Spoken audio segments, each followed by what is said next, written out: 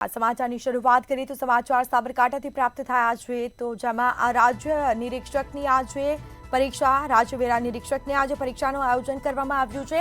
ઉમેદવારોને સેન્ટરમાં પ્રવેશ આપવામાં આવ્યો છે જેમાં 318 બ્લોકમાં 7633 ઉમેદવારો પરીક્ષા આપશે। હિંમતનગર ઈડરમાં 32 સેન્ટરમાં આ પરીક્ષા લેવાશે। તો દરેક સેન્ટર પર પોલીસનો ચાપતો બંદોબસ્ત ગોઠવવામાં આવ્યો છે। તો પરીક્ષા ખંડમાં સીસીટીવીની નજર હેઠળ પરીક્ષા લેવાશે। સીસીટીવીથી બાજ નજર રખાશે। તો આજે રાજ્યવેરા નિરીક્ષકની આ પરીક્ષા છે જેમાં ઉમેદવારોને સેન્ટરમાં પ્રવેશ અપાયો છે। બીજી તરફ 318 બ્લોકમાં 7633 ઉમેદવારો પરીક્ષા આપવાના છે। તો ઉમેદવારો છે તેઓને પ્રવેશ આપવામાં આવ્યો છે। તો હિંમતનગર ઈડરમાં 32 સેન્ટરમાં પરીક્ષા છે તે લેવામાં આવશે। દરેક સેન્ટર પર પોલીસનો ચાપતો બંદોબસ્ત પણ ગોઠવવામાં આવ્યો છે। તો ઉમેદવારોને સેન્ટરમાં પ્રવેશ આપવામાં આવ્યો છે। ચાપતો પોલીસ બંદોબસ્ત ગોઠવવામાં આવ્યો છે। 318 બ્લોકમાં 7633 ઉમેદવારો પરીક્ષા આપશે।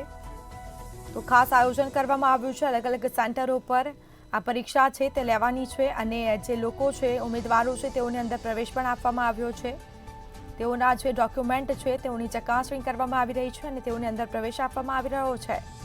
તો દરેક એવા સેન્ટરો છે જ્યાં પોલીસનો ચાપતો બંદોબસ્ત પણ ગોઠવવામાં આવ્યો છે।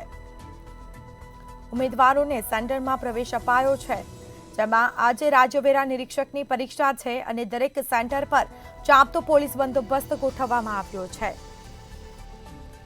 તો પરીક્ષા ખંડમાં સીસીટીવીથી બાજ નજર રખાશે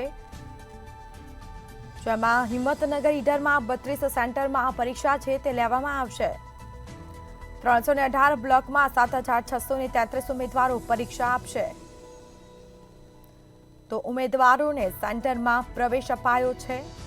સાબરકાંઠા ખાતે અલગ અલગ જે સેન્ટરો બનાવવામાં આવ્યા છે ત્યાં પરીક્ષાનું ખાસ આયોજન કરવામાં આવેલ છે અને આજે રાજ્યવેરા નિરીક્ષકની આ પરીક્ષા છે તે યોજાવાની છે અને ઉમેદવારોને અંદર પ્રવેશ પણ આપવામાં આવી રહ્યો છે। તમામ જે ઉમેદવારોના ડોક્યુમેન્ટ છે તેઓની ચકાસણી કરીને લોકોને અંદર પ્રવેશ આપવામાં આવી રહ્યો છે।